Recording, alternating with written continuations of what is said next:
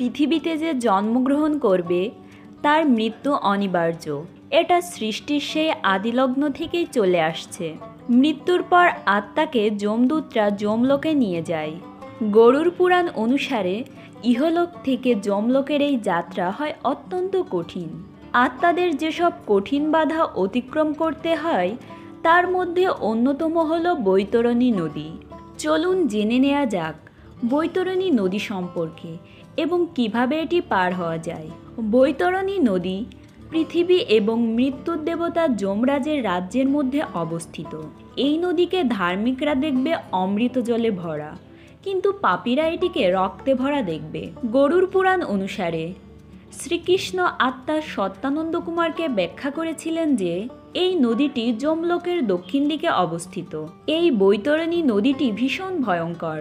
নদীটির প্রস্থে শত শত যোজন এবং এতে কোনো জল থাকে না। পরিবর্তে এটি রক্ত এবং পুজেপূর্ণ একটি নদী। পাপীদের পক্ষে নদী পার হওয়া প্রায় অসম্ভব।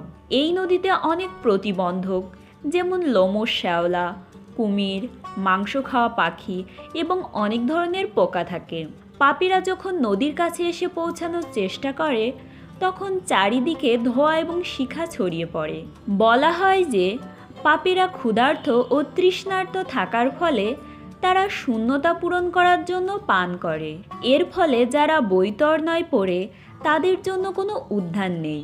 যারা মাতা পিতার অবমাননা করে, গুরুকে সম্মান করে না, সুশীল ও ধর্মপরায়ণ স্ত্রী ত্যাগ করে, কাউকে বিষ প্রয়োগ করে, কারো গৃহে আগুন লাগায়, মিথ্যা সাক্ষী দেয়, মদ্যপান করে, যজ্ঞ নষ্ট করে, তারা বৈতরণী নদীতে বাস করে।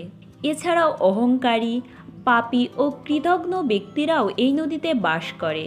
এই নদীটি পার হওয়ার জন্য জীবদ্দশায় আমাদের অবশ্যই পুণ্যকর্ম এবং দান করতে হবে। এই নদীটি অতিক্রম করার কয়েকটি উপায় রয়েছে। বলা হয় যে কোনো ব্যক্তি পাপী হলেও তিনি যদি সত্যিকারের আধ্যাত্মিক গুরুকে অনুসরণ করেন তবে পাপী তার গুরুর হাত ধরে এই নদীটি পার হতে পারে। যে ব্যক্তি জীবনে ভালো কাজ করে তারা একটা নির্দিষ্ট সময় পর এই নদীটি পার হতে পারে। এই কাজের মধ্যে খাদ্য, সম্পদ দান এবং যে কোনো ত্যাগ ইত্যাদি অন্তর্ভুক্ত রয়েছে। যে জীবাত্মা জীবিত অবস্থায় গোদান করে তার এই নদী থেকে মুক্তি মিলে যায়। বলা হয় যে গোদান করা ব্যক্তি ওই গাভীর লেজ ধরে এই নদীটি পার হতে পারে। আমাদের জীবিত অবস্থায় অবশ্যই ভালো কাজ এবং দান করা উচিত। সাফল্যের সাথে এই নদীটি অতিক্রম করার পরে আত্মারা যমলোকের ভয়ঙ্কর দ্বারে পৌঁছায়।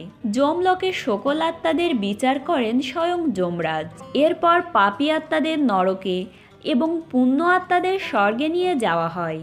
যদি কোনো আত্মা বৈতরণী নদী পার হতে না পারে এবং সে এর তীরে আটকে থাকে তবে তার আর পৃথিবীতে পুনর্বার জন্মগ্রহণ হয় না। এই আত্মাগুলোকে ভূতপ্রেত হিসেবে বিবেচনা করা হয়। ধর্মীয় সব ভিডিও পেতে আমাদের চ্যানেলটি সাবস্ক্রাইব করুন এবং লাইক, কমেন্ট ও শেয়ার করে আমাদের পাশে থাকুন। ধন্যবাদ।